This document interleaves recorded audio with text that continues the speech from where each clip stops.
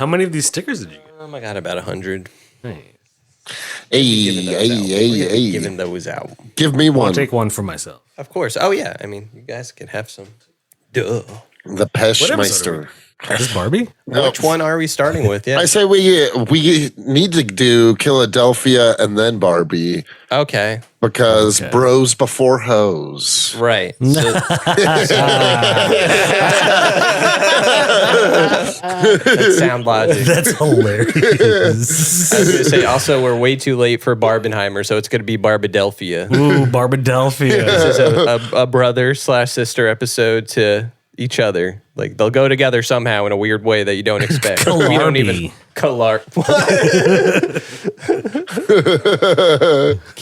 Killarby. I see it. I hear it. Barbadelphia. It almost reminds me of the Flipadelphia. Flip. We said that in our first Killadelphia episode. Actually, our first Killadelphia episode is called Kill Killadelphia for that reason. For you saying that exact thing, too. That's amazing. Weird coincidences happening. It is spooky season. Weird things are going on here. Yeah, spooky things. Spooky season theme. About to get even more spooky. Okay, so I know both of you guys have read Volume 5. Remember, this is only 3 and 4. Yeah. We might have casually mentioned spoilers to 5 throughout many episodes, but we won't mention it for this one. We won't. We'll promise not to. We definitely did. Yeah, but you might have heard it just elsewhere too. Like, it's a big thing, but we're gonna avoid it. Elseworlds. Oh yeah, speaking of Elseworlds, we got one person to say release the Paddington episode. We got one. Really? We got one. Who was it? One of our new. It was Corey or Noah. One of those new guys. I think it was Corey. I don't know. I can't. To me, they're the same person in my mind because I've been messaging them. They both joined. I both sent them some comics. They both shared it. So sorry, which one of you said it? But the commies blend together after a while. Yeah, there's so many of you. Yes.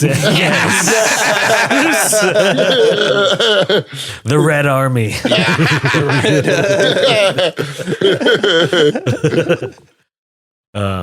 Sparking up there. Ooh, yeah, let's spark up, Jake. Yeah, Anthony, what the fuck? I'm sorry. Dude. I'm sorry. Yeah, we gotta pack bowls. You gotta pack your shit. Get the fuck out of here. Well, while there, should we get into it or no? Should I introduce it? Yeah, dude, start. I'll introduce it. Welcome to another episode of Comics and Chronics Spooky Season Edition. Spooky. For some reason I was about to do a cat meow, but then I was like, wait, no, that's not spooky. I was like, meow.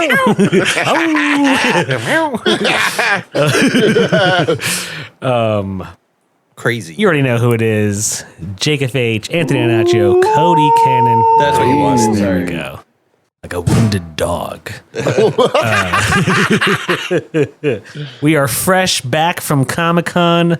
Crazy things happened. If you're listening, go check out whatever footage we've uploaded onto Instagram. So many crazy things happened. Oh my God. We've talked to so many people. You guys, I can't even name them right now. Oh, Jake, remember that fight you got into? Oh, dude, I almost killed this Wolverine cosplayer. Yeah. Guy. That was crazy. Using my Magneto powers, of course. I even surprised showed up. Yeah, that Cody, was wild. I did not see that coming at all. we were standing in line, and then we felt 2 taps on our back, and me and Anthony turn around, and it was Cody. It was crazy. You guys, Unfortunately, our cameras died right when Cody got there, so no footage of Cody. My phone died. I didn't have my charger on me. I've gone off the grid, so I don't even have a phone anymore.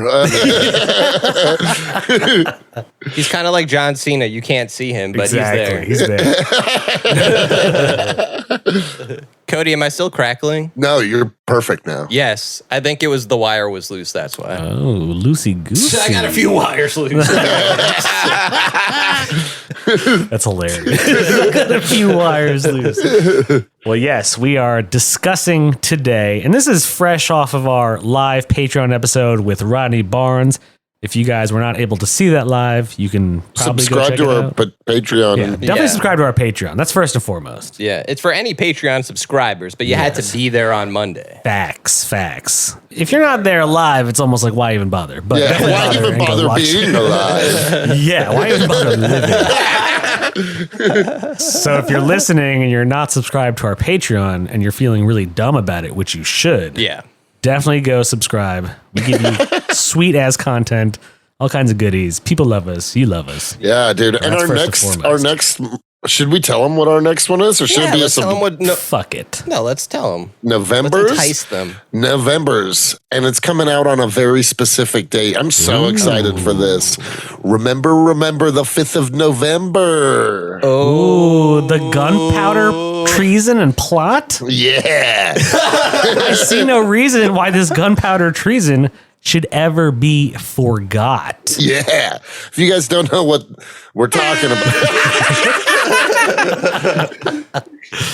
If you don't know what we're talking about based on that, we are discussing the classic V for Vendetta. Alan Moore. Yeah. For our Patreon episode in November, not today's episode. No. That'll be a special Patreon November 15th episode. 5th. So if you November 5th. Oh shit. Yeah, you're right. Whatever. Remember. We like to I forgot already. I can remember the slogan, but I can't remember the date of this. Not gonna lie, I'm kind of disappointed you guys didn't remember the whole thing. You guys aren't true V for Vendetta fans. Dude, I honestly date. Whatever, that's a fucking date.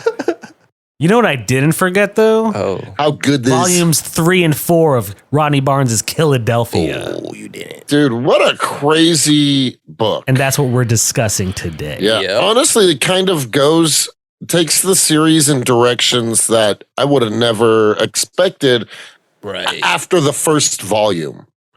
You know what I mean? Yeah.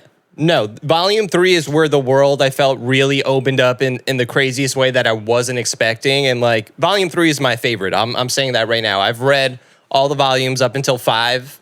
3 is my favorite. Something about it has all the elements that have culminated so far in Killadelphia, but like, it's so good. Jake, do you have a favorite? Yes, I do, honestly. And I think, well, okay. Okay, you guys read 3 and 4 most recently. I read it a couple months ago. So you have to remind me, because after a while, they do blend in together. Yeah. Right. Just because like I'm keeping up with it. So 5 is fresh in my mind. Okay, so let's do a synopsis then right away. Yeah.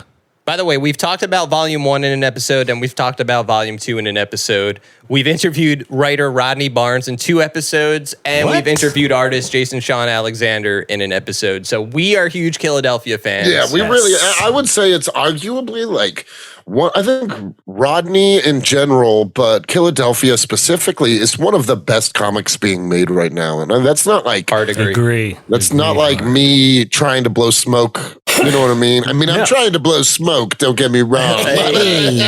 We blow mad smoke over here.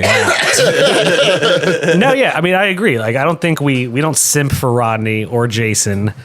And we're on a first name basis with them now. but no, seriously, like we literally stumbled upon that. We want to find new independent creators. And I found Killadelphia. I was like, oh, this looks interesting. Let's read it. And then we got him on, and he was so cool and chill, right? That we were like, "Fuck, let's have him on again." And yeah, Killadelphia is dope. Yeah, it's so cool. The way it's one of my favorite things to read. Yeah. Yep.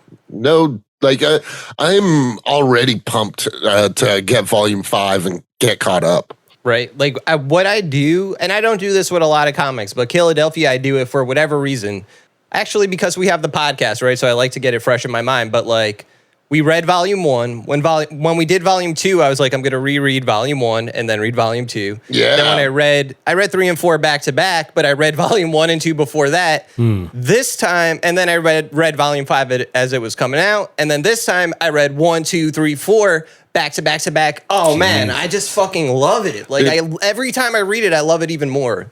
It's so good. I feel like that series and Saga are like the two that I do that with. Exactly. Ooh, interesting. I've never done that with any. I'll be honest. It's a me thing. I don't have it in me to like always like reread shit.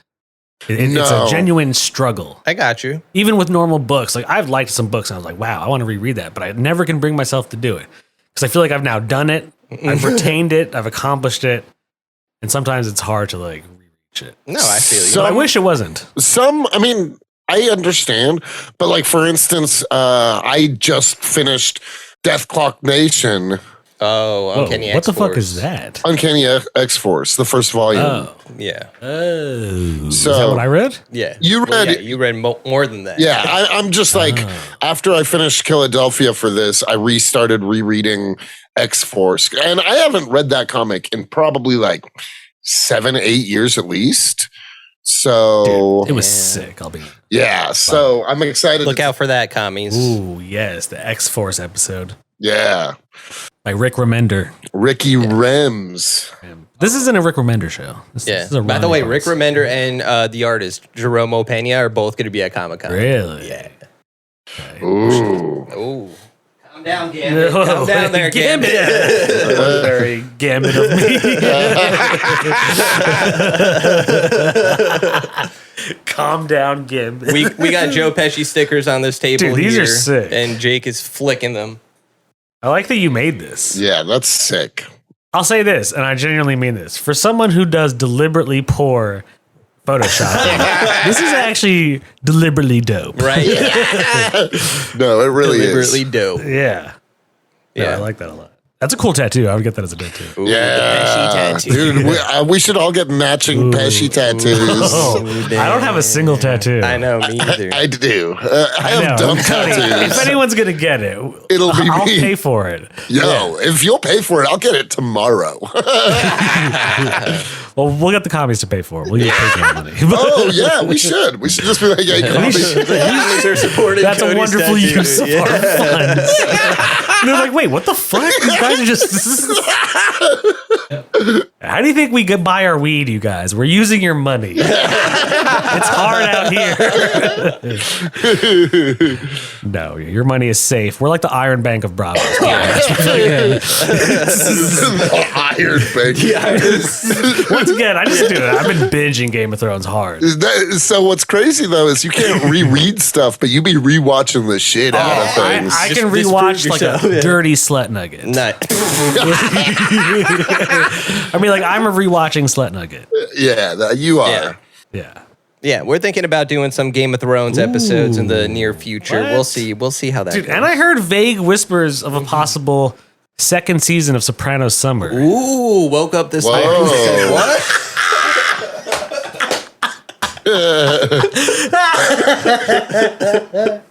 That's so funny. That's hilarious. Woke up this morning. Morning and said, what? That's so funny. Oh, Anyway. shit, sorry. Yeah, we went off course there. You hear? It sounds like Killadelphia. That's the natural ambiance of the Bronx right now. Yeah. Dude. Jake is here in the Bronx, by the way. If you didn't know, he's been here for a few recordings, pretty much for most of spooky season. Yeah, spooky season. Yeah. Can't even say it. I'm so fucking scared. So wait, how does Volume 3 kick off again? Volume 3 kicks off at the beginning. Basically, they are saving Sangster Jr. Yeah, he just got bit. Yeah, and he's slowly turning. It went down at the end of Volume 2, Yeah. So here's what's interesting, like rereading. Volume 1 is like... Volume 1 could work as a standalone comic. If like there was never a Volume 2 of Killadelphia, Volume 1 has a nice beginning and end. There's like cliffhangers, but the way Volume 2 starts is almost like a time has passed and then 6 months specifically. Exactly. So like you could see it as like picking up late, but between like 2, 3, and 4, like things are non-stop. Like the story is there's no downtime. Yeah. So Volume 3 is picking up right at the end of Volume 2, and yes, Jimmy Sangster is on the verge of death.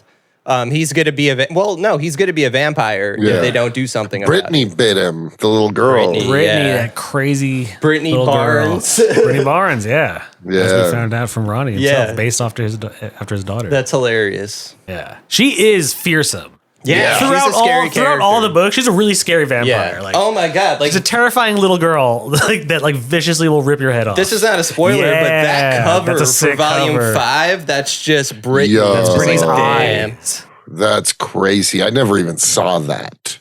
Yeah, that's sick. She's a cold-hearted killer. Yeah. All the vampires have yellow eyes. The vampires are terrifying looking, and they're always just like Wolverine Berserker style, like slicing people in half. Like, it almost looks like they're not even eating them half the time. They're just like, well, they can't. They don't want to eat all of them because then they'll turn. They want to just kill a bunch of people too. You know, they don't want not everyone deserves to be a vampire. Facts. Dude, like that's so there's the so basically this starts off and Abigail is leading in John Adams's wake. Yeah. And now that he died. Yeah. So Abigail's in charge and the vampires are kind of like regrouping after John's death and Killadelphia is slowly putting itself back together. And what ends up happening, like in the very start of the comic, is Abigail wants to send a message. So they kill the governor and they kill the governor and they kill Drake. Was it Drake? Yeah. Wait. That was volume 2. Oh, volume yeah. 2. That's volume 2. So volume 3. That's a good recap. Yeah, sorry. They do kill Drake. It was confirmed by everybody. Yeah. Okay, so in volume 2, that's what happens. Volume 3 kicks off. The showdown is supposed to be starting between Abigail and the good guys, essentially. Right. The people basically, Seesaw brought John Adams back to life. Yeah. So John Adams is on Seesaw and the Sangster side. Yeah. And so they're facing off. They end up fleeing. Like, I don't remember. Basically, what's cool about this, it almost feels like a reverse on like classic colonial warfare. You know how they used to like face off and they would battle, but it would always be like during the daytime. And then at night, you know, it's like that. But in Killadelphia, because of the vampires, it's reverse. At daytime, there's a standstill between the fighting stops. And yeah. Oh, that's an interesting point. I mean, I realized they were doing that because they're vampires, but not the colonial connection. That's kind of cool. That is cool. Yeah. Very insightful. Also, the vampires here, they fly. They don't need to be asked to enter a building. They're brutal. They're fucking brutal. Yeah. Super brutal. And in this volume, so basically Seesaw is trying to figure out how to save Sangster Jr. Dude, Seesaw is one of my favorite. Tevin is one of my favorite characters by far. Yeah. He's a cool character. He's like basically becoming the Sandman. Like, there's moments where he looks like the Sandman. And I what I mean is like he's becoming like master of magic and like he's meeting all of these. He meets Jesus. He meets Buddha. He's meeting everybody and he does not give a fuck who you are. He's just going to be Seesaw and get what he needs and not be an asshole. And he's a vampire. And he's a vampire. He's a vampire who knows all this magic. Right.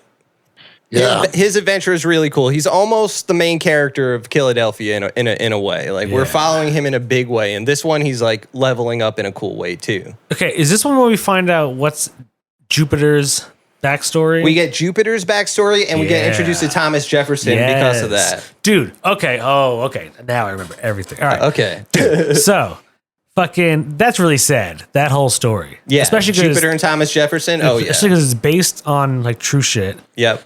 He did have, I don't know whether it was actually named Jupiter, but he did have a slave who he like grew up with, was friends with, and like still did all that shit. It's like, dude, what? Like, it's fucked up.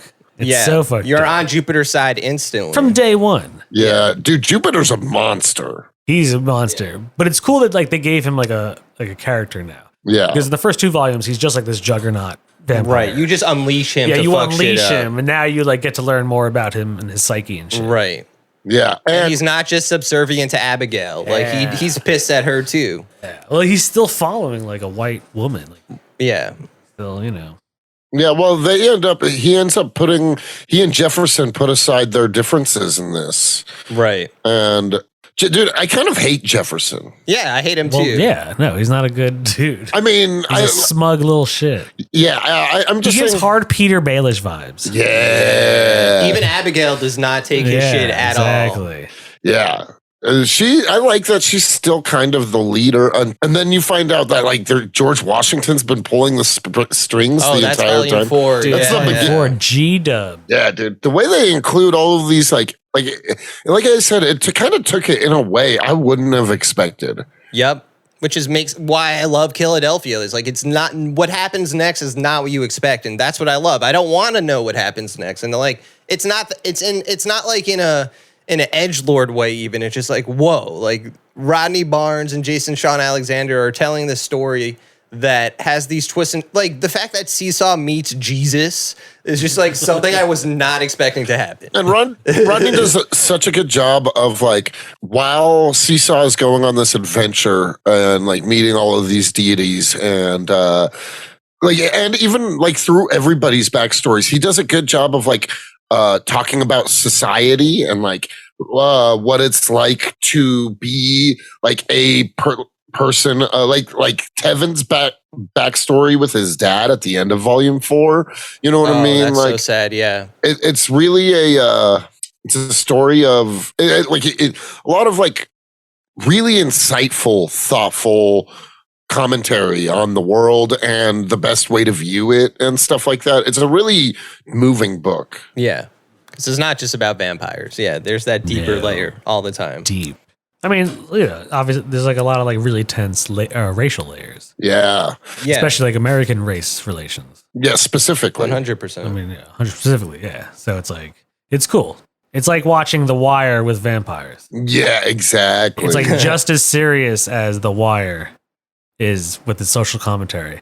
But then like gives you like, but there's vampires, sick action, sick story. The founding fathers, which is so crazy that they all ended up getting included. It was. Oh, hold on, I'm about to go on a high little thing here. So the founding fathers, right? I think like what Rodney's also doing, what I would say like he's also doing like through his writing is think about how many like conservative idiots now like to quote like the founding fathers. And it's like cool that like he makes them vampires in his books, as even like to say like even to this day, they're sucking the life out of America. Yeah, and they have now like idiots, respectively, their vampire army. Yeah, like well, this is America. Yeah, you know people who call themselves patriots. The founding fathers wouldn't have stood for this. Like, like we have the right to bear arms. Like those guys, I feel like it's a pretty good analogy. Oh, for sure. No, I think even it's probably Volume 4, but there is panels of January 6th happening. I think maybe Corson is talking about how like humans are like they're doing the work for me, you know? Well, he's also had like I don't know if it's Volume 5, but he's also had panels like he does like that.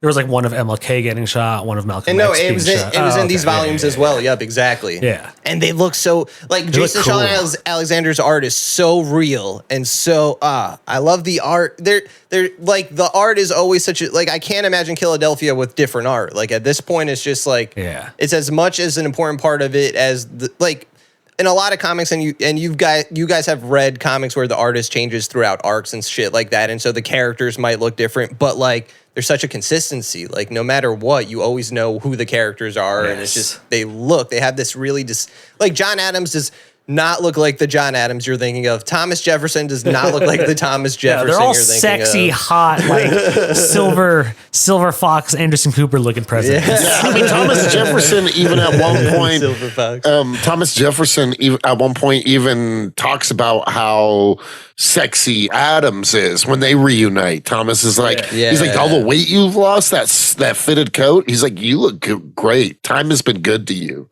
Yeah. Everyone always shits on John Adams, by the way. Yeah, everyone kind of hates Adams. Yeah. That's disrespectful. Yep.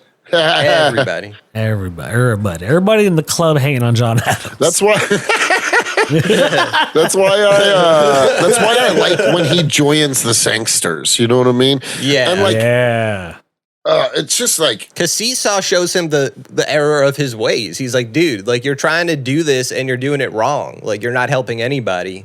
Like and Abigail's fucking shit up. So like you join us or she's gonna just destroy everything that you're trying to do. Like Seesaw is just my favorite character, hands down. Like I don't know about you guys, but like from Volume 1, his journey is like the coolest thing. Like Anansi coming into the story and kind of becoming like his almost like a Nazi? Anansi. Oh, right. I was like, I don't remember a Nazi. The Nazis aren't. The Nazis aren't here yet. They're not in this volume yet. Maybe they'll show up. But no, Anansi is a really cool new character. He's the spider god. Yeah, the trickster god. Yeah. Yeah, and the way he's like playing both sides almost, you know what I mean? Like, I don't think he's playing both sides. He's on his side. He's on the side of the light. Yeah, he's that's like true. on the higher power. He's kind of like on a Galactus level kind of thing. Like, a Galactus level threat. Galactus. Not that he's a threat, but like, No, there's deities in the Marvel universe that are like, fuck, sorry, man. And there's also titties in the Marvel universe. Ditties and titties. I said deities. Oh, deities. Oh, deities. Okay, like God. He said ditties. That's why I was like, and titties. Deities and titties. Deities and titties. I mean, there are both. Yeah. In the Marvel universe? Yes, there are deities and there are titties. This is true. This is true. It's canon. It's But no, Anansi shows up. He shows up to help him, but no one even respects him either. He's like, man, if I was Jesus, like, you guys wouldn't be talking to me like this. They're like, whatever, just like help us. Like, yeah, and he does. He shows them how to save Jimmy. Yep. Jimmy Sangster Jr. Yeah, Jimmy has a psychedelic awakening. dude. Also, this is the announcement of the baby between Jimmy and Jose. Jose is pregnant with Jimmy Sangster Jr.'s baby. Dude, it's crazy when he almost bites her. Yeah. Yeah. He has no chill. He has no chill. Dude, but also, while we're getting these stories at the end of Volume 3, I think it's Volume 3, right? We learn about the werewolves, or are they already? That's 2 and 3. Elysium Gardens. 2 and 3. Okay, well, it continues in 3. Yeah. And now it's like, correct me if I'm wrong, because I just forget which volume it is, but now it's like 1970s California. Yes. And right? You know what I'm talking about? Exactly. And the werewolf crew is there now. Yeah, Like during the exactly. Black Panther movement. Exactly. Yeah. And they kind of keep that persona. Yeah. They keep it throughout Yeah. time. I like that a lot, honestly. Yeah. Yep. I like that he made the Black Panthers werewolves. Exactly. And I like that they actually join in the fight. And They show up at the end of Volume 3. yeah. So we know they're on the side. So Killadelphia starts to quickly become this bigger thing. It's more than just the vampires. Now there's werewolves involved. Werewolves. There's talk of Armageddon, Corson is up to some crazy shit, And at the end of Volume 4, when Anansi's warning Toussaint, he even brings up Lucifer and says the other demons are going to show their heads soon. So you find out that this is actually kind of more of a war between light and dark, good and evil. Yep. Armageddon. That'd be crazy shit going. Yeah. Crazier shit that we even know of that you can't spoil. Right, that we don't want to spoil. So it's like, See, I don't know yet. yeah. Because Volume 5 is crazy for other reasons besides that big reveal. Yeah. I like Volume 5 a lot. That was wild. Yeah. Pure chaos. So I feel like Volume 3, you think you're going to see the major face off, but it ends up not happening. And then Volume 4, you see all of the vampires unite. You see, that's when, because George Washington shows up at the end of Volume 3. Dude, because he's like the fucking leader. Yeah, he leads the Illuminati. Yeah, the vampire. Yeah, seriously. Pretty much like, the vampire founding father Illuminati. Yeah. Yeah. It's crazy. We learn about the Eterna. Yeah. Is Rodney a conspiracy theorist?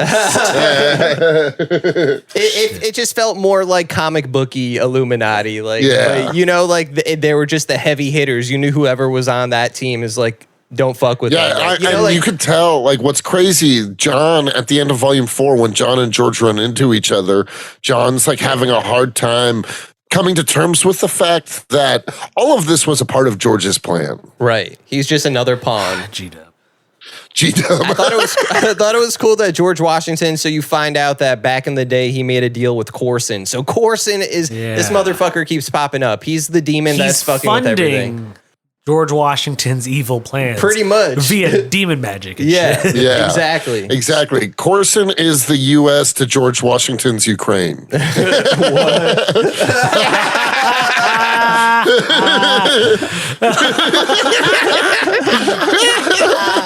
I mean, yeah, and just to be fair, it's the same with the U.S. to Israel. True. So, yes, it's true. Yeah, for sure. Hey, we like funding, Whoa, speak for yourself, dude. I don't like funding wars. What did Anthony say the other day? Endless wars and Cody's endless sadness. Yeah, that's all I want in this world. That's what makes me happy and Corson happy. Ooh, are you Corson, Anthony? Oh, No, I wouldn't be shit. Corson. He's a. Who are we in these? We haven't even done volume 4 though. No, I mean we're still cruising along. We're just like jumping all over the place. We are. Well, volume 3 again. It was really cool that the story evolved. We get more with Jimmy and his dad. Like Jimmy's Killadelphia. Another big thing about it is I feel like volume 3 was exposition, more exposition. Yeah, it was setting up more stuff. Yeah, more like setup. Yeah, I think both were, honestly. Yeah.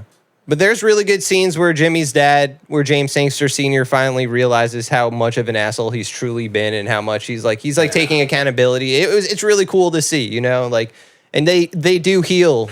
Yeah, well, and you find out that his dad was an alcoholic who beat him. And so, dude, if I'm being honest, that hits close to home. My dad's dad was a raging alcoholic, and he and my grandmother fled, and my dad wasn't I don't think he was a bad father by any means, but he was, you could tell that he was absent in some ways, and he did the best he could with the tools he was given.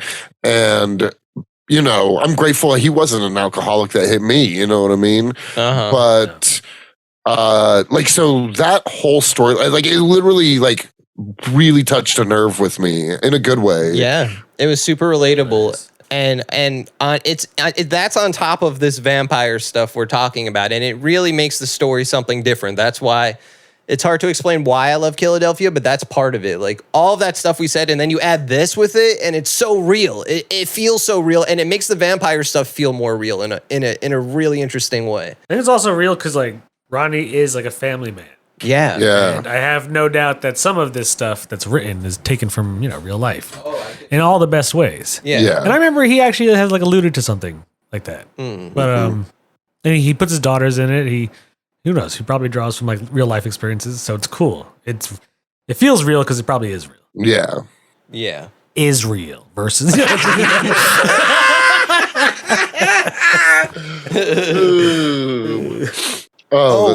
we've talked about it so many times because we've read this volume a while back. There's an I Am Legend reference. There's actually, I also noticed he makes another I Am Legend reference in another volume. Nice. But in this one, he's there's one page and he's oh, you see that guy? That's Robert Neville. He's legend. Every day he boards up his windows, it's a direct, it's so cool. That's James Sangster Sr. He's that's been my neighbor for years. If you know, but they don't linger on it. It's just, yeah, exactly. There's tons of references. I think there's Salem's He makes Lot. A lot of little horror references. Yeah. Yeah. It's cool. You could tell he's a fan of the art. He's a true fan of the genre. Yeah. Anansi even makes a reference to American Gods, the TV show that Rodney worked on. Oh, She's you guys should check it out. It's pretty good. That's funny. But volume 3, it's my favorite for a lot of reasons, but it ends with more shit building up. But I do want to mention in volume 3, so we find out that Jose is pregnant. Jimmy's going to be a dad. But we also find out Jimmy, so at the beginning of Killadelphia volume 1, Jimmy left Baltimore, to bury his father. This girl, to bury his father. But he left Baltimore in a hurry. And we find out he never really broke up with this girl named Nita Hawes. And in between volume 3 and 4, Rodney Barnes and Jason Sean Alexander made another series called Nita Hawes Nightmare Blog. And you get to hear a little bit about that, but it expands the Killadelphia world where I've never read it. Involved. It's really good. Me and Jake recorded. Yeah. Asterisk on the page. Yeah. Anthony and Jake actually recorded a Nita Hawes episode that was 45 minutes long, but it is now lost forever. Yep. It got deleted. But we talked about volume 1 and 2, and it's a great series, and we highly recommend it. Check it out. Yes. It's part of the Killadelphia world. It's not like required reading, but in volume 5, I think Nita Hawes makes an appearance. So like it starts to connect in a bigger way. There's more to the story than just what's happening in Philadelphia. Yeah. Which, dude, poor Philadelphia. Dude, really gets ravaged in this. I know.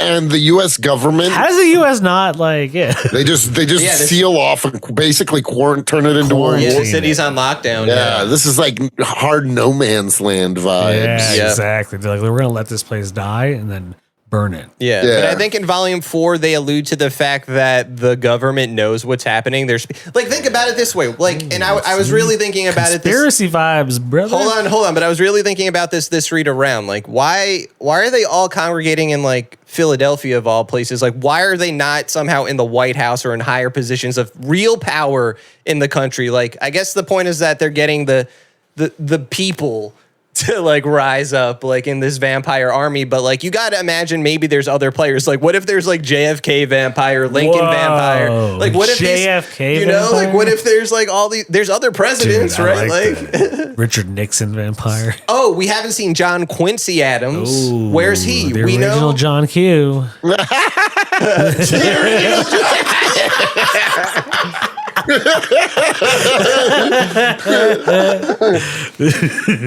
don't know. I just feel like there's definitely the world of Killadelphia is crazy. Yeah, there's definitely going to be more. At the very least, they definitely allude to the fact that the government is aware of what's happening and is letting this happen. Yeah, assholes. Yeah, lame. So it's up to the people, like, and that's what's cool about Jimmy Sangster and Jose and Seesaw and that crew, where they're like, we have to save. Like, if it's not us, then who? You know, like, yeah. And what's cool, dude, I love the scene when the people of Philadelphia rise up with the Sangster and Tevin and all them and start fighting all of Abigail's hordes. Yeah, and like there's this one panel where these 3 sweet little old ladies stab a stake through a vampire's heart, and then Brittany soars over and rips their heads off. Yeah. Is what's his name? Toppy's still in this, right? Yeah, Toppy dies at the end of 4. R.I.P. Man. That sucks. I like Toppy a lot. Toppy was one of my favorite vampires for sure. I agree. He was very intimidating. He'd be I could see him like live in a live screen version. Yeah. That'd be cool. You find out all about his backstory in volume 2. Yeah. He, just like everybody, he's painted in a way like he is literally a monster, but he also has a lot of heart. You know what I mean? And Rodney doesn't. All these people got fucked over in life. Yeah. And you really see how. Yeah, I really like the way Rodney builds up Toppy and Tevin's kind of rivalry. Yeah, they got beef. Toppy and Tevin. And I love how like with Seesaw, like he's leveling up, and Toppy's gonna never have a chance against him. It's just hilarious because he can't. There's nothing he could do. Yeah, I mean, before Toppy dies, which is heartbreaking, dude. Toussaint, who is revealed in volume 4. Halfway through, oh, yeah, Toussaint. Once George Washington reveals himself, it's apparent that George is making all these forces come together to fight Toussaint, who is powered by the heavens, the good guys, a vampire slayer that's been around for hundreds of years. Yeah, he's got hard Blade vibes. Yeah, Blade vibes. Napoleon, just like Van Helsing. Van Helsing vibes. Yeah. But like he seems ruthless in the way. But like, yeah, he's in a way he's like the hero, but a lot of our heroes are vampires now, or vampire adjacent. So I don't know. That clash isn't gonna be too good, you know? No. All my heroes are vampires.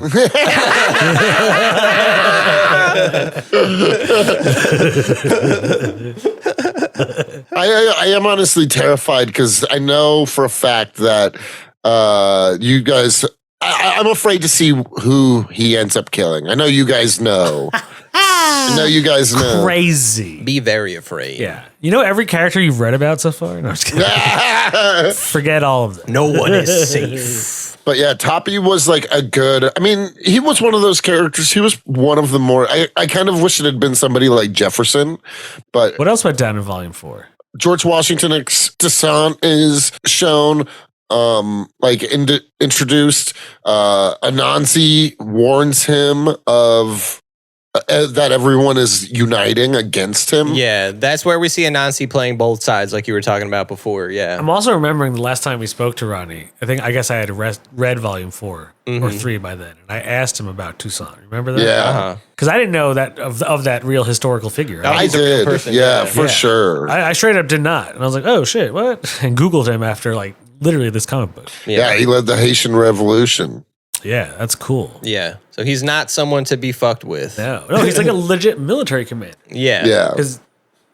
And he has his whole army. Yeah, dude, it's crazy. Like a vampire slaying army. I love like all the panels because they really just like Toussaint and his dudes just like ride through everyone with their swords. They're always like slashing vampires' heads off. Yeah. And so far, at the end of Volume 4, we've seen Toussaint kill one of the like highest ranking vampires, Toppy. Yeah, Toussaint kills Toppy. Toppy's a high ranking one. He's also really strong. Yeah. He's just like he no bitch. He sliced through him pretty easily. Yeah.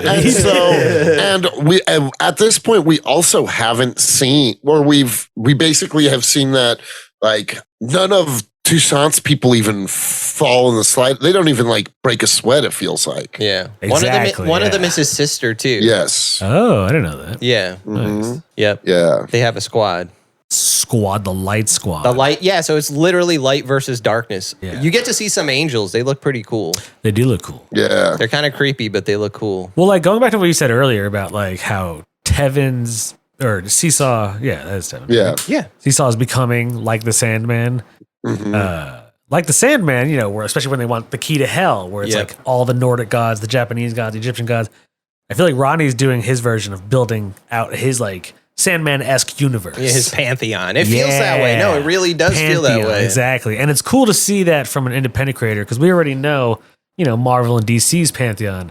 And now we're watching this current creator build his pantheon. Right. It's pretty fucking sweet. And it's like the story, like we've been saying all this whole episode, and in every Killadelphia related episode, it's just so well written and interesting. Like it's literally one of my favorite. Killadelphia is one of my favorite comic books out there right now. Period.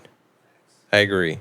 And volumes 3 and 4 are essentially like there's not as much. There's always violent because this is a brutal ass comic violence. It's brutal, but it's crazy brutal. But there's not a lot of. This one's a lot. Volumes 3 and 4 are basically just setting up for the war between good and evil. Yeah. They're just like kind of. It's showing who's playing against each other. Yeah.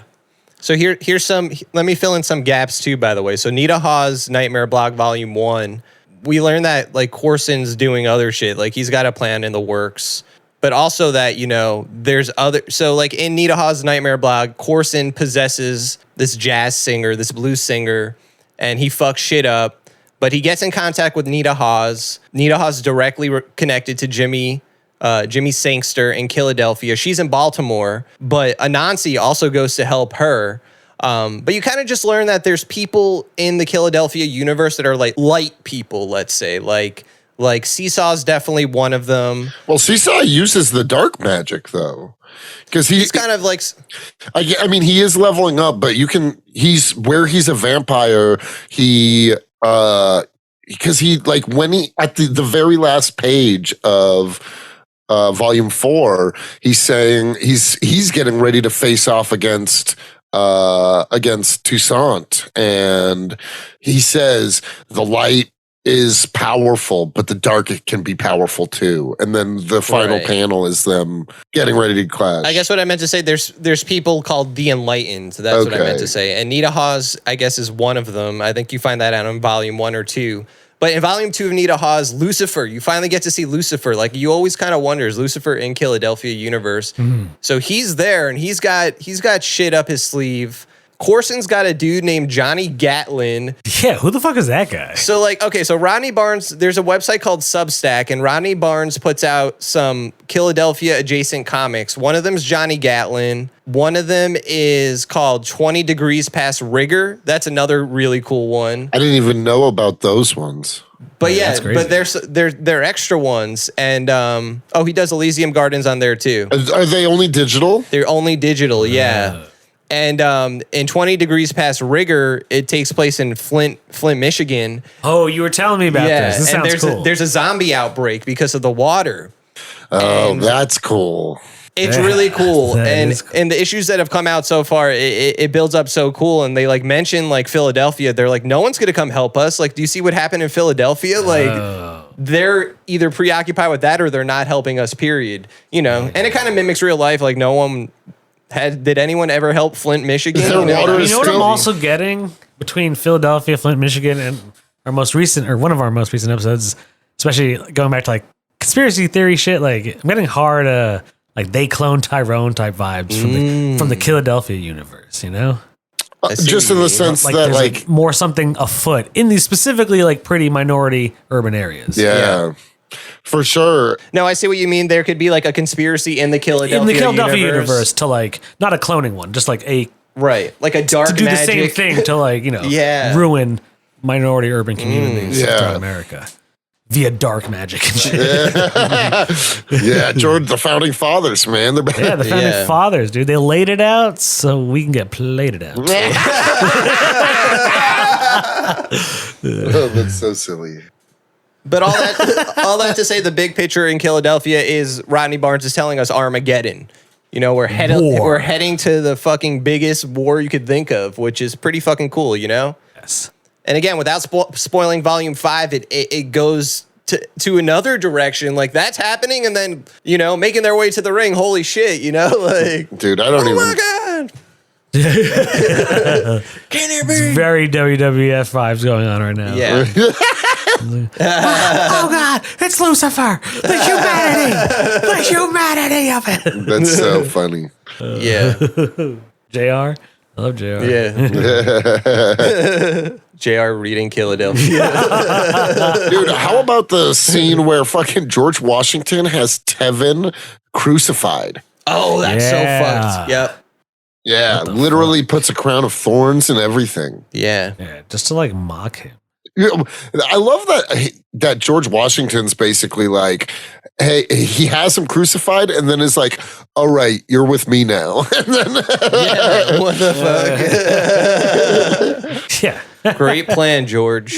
Have you got Cody? Have you seen Shane Gillis's newest special? Not yet. No. He has a George Washington bit. It's pretty funny. Nice. George Washington bit. Dude, I love that included in this is the cherry tree story. Yeah, I was just thinking that. It's kind of funny. Yeah. I don't know why, but it is. Dude, it's just like I shall not tell a lie. Yeah, that's so silly. I sold my soul to Corson. Dude, yeah, it's crazy that Washington sells his soul to Corson. Yeah, Corson is just he's got a plan. Yeah, he's got a fucking plan. But you know, there's other demons. We know Corson is like one of the 4 kings of hell. You know, some shit like that. They were gonna meet Payman. Payman? Oh, Payman's gonna make an appearance. That'd be sick, actually. If Rodney did bring Payman in, like his version of Payman. I will say this, that the first time we interviewed him, you asked, have you seen Hereditary? And he hadn't seen it yet at that point. Maybe he has. But, also we because, like... We have asked him. Because he knows, like, this lore shit. What if he knows about demons? Like, Payman's not a Hereditary. Let's ask him about rhyming demons. We need to know. He's the guy. He'll tell us. He'll let us know. Yeah. What's the deal? What's the deal with They're always rhyming. There's demons. Isn't the soul possession enough? So I need that. Yeah, you need that. Oh, that's what we got to get on there. I'll load it up. Do you guys? Okay, so who would we be in volumes 3 and 4? Ooh, what? I already thought about this since I've read it. Go ahead. I don't have anyone. Strictly presidents, right? Ooh, dead presidents. Jake is George Washington, Cody is Thomas Jefferson, and I'm John Adams. That's easy casting. So Cody's arguably one of the worst of the presidents. I hate that.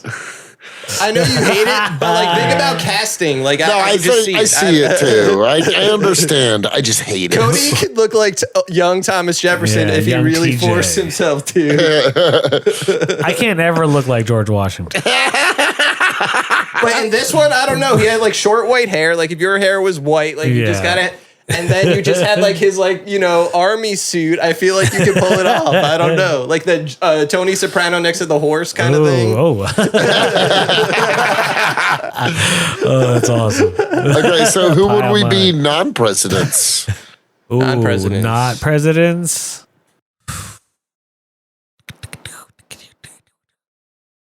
Okay. Who do you want to be? Yeah, right. We don't really do that. Who would you guys? Who would we want to be? I mean, I'm not gonna lie, and I know I would die. I'd like to be Toppy. I was gonna give you Toppy, actually. Yeah, I'd be Toppy. You're wearing green right now. Yeah, this is my go-to shirt. You need to start wearing a top hat. Yeah, that'll look cool. Just with every outfit. Oh, you should, dude. You need to start wearing a top hat. Those are words you never want to hear someone say. I mean it. Dude, yeah, you should start wearing a top hat. Oh my god, I would get bullied to high heaven. You could be more whimsical too. More whimsical. I have whimsical energy on my side. Hey, that protected Adam West against all the other bad men. Somehow got him to the last round in our deathbed. Yeah, exactly. Listen to whatever episode that's on if you guys want. Yeah. Whatever. That might have been Patreon exclusive, actually. Oh, see? Just like the Rodney Barnes episode you might have missed this past Monday. Dude, do you guys see what you're missing, you losers? You're missing it. You're missing it. Okay, so Cody, I think hold on. Not presidents. Cody, you kind of, I was going to say either Abigail. What? Cody has Abigail Adams. Or what? She ain't no bitch. I'm sexy as hell. Exactly. You both have flowing locks. Okay, so me is Abigail? No, maybe not. I don't think I'm. By the way, there were parts in the comic where her dress looked like Spawn's cape. Ooh. That was pretty cool. I thought that was pretty cool. Okay, if not Abigail, then who? Who's Cody, Anthony? Jimmy? Or Jose? Jimmy. Jose. I feel more Jimmy. I don't know. Jimmy. I feel like Cody would be a good Anansi. A trickster. A trickster of sorts. I'm a trickster. The spider god. And Anthony, you're Tevin, obviously. Yeah, I want to be Seesaw. He's awesome. You're obviously Tevin. Yeah, big Tev. I do. No, really. Like his story really resonates with me. You know, like I really like the fact that like his whole thing is just like don't let anybody tell you like who you are and what you're gonna be. Like he finds the power to be like this cool. He translated the book that everyone where John Adams was like, you translated the book? Like, yeah, motherfucker, I did. In like, a very racist way. Yeah, exactly. Like, you fucking, and then it's like, whoa, dude. Back up, G-Dubs. Yeah. I just like, even as a reader, you're not ever really expecting like at this, like now it's like, yep, I get it. But like in volume 1 and 2, you might not have seen that Seesaw is going to be this guy. Tevin levels up pretty hard. Yeah. More so than anyone. Honestly. Yeah, right. That's what I really like about it. He like legit levels. To the point where he could help save Jimmy, you know, like from being a vampire. Yeah. That was pretty cool. That glow up. Yeah. We also know that he made Brittany's sister human. Yeah. True. Yes. Facts. Big time facts. Yeah. Yep. That's a sad story that like she chooses to be a vampire. Right. She wants to go back to it. No. I mean, Brittany doesn't. No, I don't think she does want to go back. No, Brittany's sister, like in one of these volumes, goes to in volume 3. Brittany's sister. What I mean is Brittany doesn't want to go back. She wants to be. Brittany wants to stay a vampire and kill. She's about that life. Yeah, she's about that life. Yeah, dude, she is. Brittany gives also, and I know because we've interviewed him and Ronnie did say he watched The Wire. She gives very hard Snoop vibes. Cody, do you know Snoop? Oh yeah, from The Wire? for sure. The one female assassin. For sure. Chick? Yeah. She gives hard Snoop vibes. Yeah, I totally get that. Has anyone ever made a drop it like it's hot edit? With, I liked that you did that, though. But with the girl from Hereditary going, ooh. Dude, you should do that on TikTok. I got to do that immediately. That would trend, I bet. I don't know how to do that, but it's like, yeah. I don't know how I could do it to the theme. Like video wise, it would be really funny. That'd be hilarious. You see Pharrell, and then you see. Dude, also, I just think Killadelphia goes to show that, like, you don't have to go. Is one of the best indicators that, like, you don't have to go to. Some of the best comics aren't in Marvel or DC. Oh, hell yes. For sure. No doubt. Yep. Okay. But how are we going to do this? Because we're dealing with 2 volumes. Are we doing each one individually? Or are we putting them together? We could do both. We could do both. And interesting. That might be a crazy score. We could combine as well. So for the 2 volumes, I would do. Honestly, it's 6s across the board for me. Easy. 6s across the board. Okay. That's what I was thinking too. Like I will put an emphasis that 3 is my favorite, and I liked it more than 4. But they're both bangers. I don't know if I like 3 more than 4. I'm not sure. Yeah, I kind of agree with that sentiment. I think I like 4. This is what I'll say. For me, the 2 of them together get a 6. And I would say volume 3, I'll give it a 5. Volume 4, I'll give it a 6. Okay. But the 2 together get a 6. So, the 2 together. So either way. If my boy math is correct. If my boy math. Dude, I just like. That's a 6. Boom, boom, boom, boom, boom. What motherfucker? Hey, Lucifer, what do you have going on? Oh. Loose. What's good? Yeah, tell us what's going on. What are your plans with all of these? What's your plan for Halloween? Actually? Ooh, Lucifer. Well, every year I've been thinking about how many souls should I capture in my soul jar on Halloween night. Soul jar. Do you hand out souls like people hand out candy on Halloween? Do you think I'm Jake? Do you think I'm? Do you think I'm standing by a door? Do you seriously think I'm standing by a door handing out candy to people? Would you think there's a door to hell where you could get candy on Halloween? It's not a thing. Oh, okay. Sorry to burst your bubble. Damn, you're not even scary. You're just mean. Really condescending right now. I'm saying. I'm Satan. That's true. I guess, yeah. Out of all your misgivings, it's not the worst. Oh, well. All right, Satan, get the fuck out of here. Yeah. All right, guys. Well, okay. You guys are welcome. And honestly, like straight up, Satan always possesses my body. Oh no, I know. That's canon. Every time you guys hear Satan, it's through Anthony. Yeah, his eyes look like the vampire's eyes in Killadelphia when Satan's in his body. Yeah. I don't like it. I do personally. Well, yeah. Well, shit. Thanks for tuning in to our spooky season, Killadelphia, Volume 3 and 4 edition. Yeah. Iconic. 304. Iconic. Go check out our other Rodney Barnes episodes and our episode with Jason Sean Alexander, who does the art for Killadelphia. Yep. Also, just do yourself a favor and read this. Pick up these books. These books are genuinely dope as fuck. Yeah. Fun to read. It's also like, I think Killadelphia is kind of one of the coolest things like that's happening within horror right now. Ooh. Yeah. Yeah, I would love to see some live action. Dude, a Killadelphia A24. Oh. I want a TV show, and I think it's got. Dude, A24 is going to start doing shows. Oh, really? Yeah, they're in talks. Interesting. They're in talks. I read this the other day that they're in talks with purchasing the rights to the Halloween franchise. Oh shit! Whoa. And that they're going to do it as a series. Oh.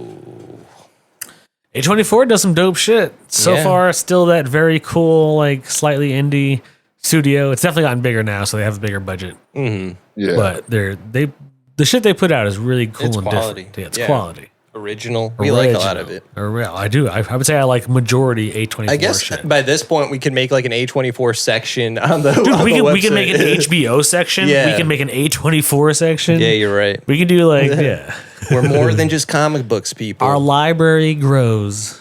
Day by day. The library of comics. Ooh. I almost said Congress, and I was like, no. All right. Well, thanks for tuning in. Go check out our Patreon's episode with Ronnie Barnes. Subscribe to it if you want to hear it. Yeah. Yeah, that's the only way. It's the only way. And it'll be worth It's it. also, pay. Remember that joke he made, you guys? Dude. I'm still drying my piss pants. Can you believe Rodney dropped a dark secret? Oh, yeah, we got him too. Yeah, we might have to edit that out if he doesn't. But for sure, yeah. He will. We'll get him. We'll entice him to. Yeah. That's your dark secret. Honey, what's your dark secret? I wish that's how we should ask him. Don't even preface that when we're going to ask him that. Just like when there's a lull in conversation, someone just do that. Rodney, what's your dark secret? He's gonna be like, what does this mean? What is it? What? Dude, much like the characters in your comics, Rodney, we're dabbling in the dark arts. Oh, yeah. We're dabbling in the darkness. Dude, do you think for one of our spooky season episodes, and I mean this, should we try and do a seance and summon more than just Lucifer? Because that's easy peasy. Yeah, he's on payroll by now. But, so long as we get 6s, he's contractually obligated to show up. Yeah. But dude, we haven't summoned, some spirits, ghosts, other demons. Maybe if we do the serial episode. Betty Yayo 2069. There we go. There's other ghouls and goblins that could pop up at any moment. We should never know. We should talk. We should lend Rodney the rights to Betty Yayo 2069. He'll just be like, I don't want this. No, we're giving it to you. No. Okay, guys. Well, fuck off. Hi, you're listening to Comics and Chronic, and I'm Jake FH. I'm Cody Cannon. And I'm Anthony Iannaccio. And you can tune in every Thursday to hear new episodes of Comics and Chronic. And make sure to follow us on Instagram and Twitter at Comics and Chronic. That's Comics, the letter N, Chronic. We'll see you guys next week. Woo! Peace.